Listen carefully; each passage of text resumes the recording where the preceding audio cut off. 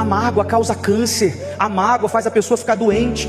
Pesquisas já foram feitas que pessoas que às vezes não curam certas doenças, quando você vai entrevistar, perguntar, a pessoa é cheia de mágoa, perdoa, fica curada.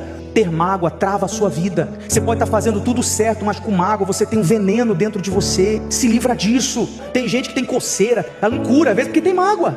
A mágoa mexe com o psicológico, a mágoa trava caminhos, fecha portas. A pessoa tira a mágoa, tudo se abre. A mágoa só atrapalha quem tem. Quem magoou, segue a vida. E a mágoa só faz mal pra mim. É como beber um veneno e esperar que o outro morra. Quem vai morrer sou eu, porque eu tenho mágoa. Fulano fez o que fez comigo, ele não é fácil. Mas a gente também não é fácil não, pessoal. Às vezes a gente é difícil. Nós somos difíceis às vezes. Às vezes a gente magoou alguém sem querer. E alguém vai ter que nos perdoar. Então, libere o perdão. Ah, mas é muito difícil. Não disse que seria fácil, mas é necessário para sua vida andar. E isso é libertador.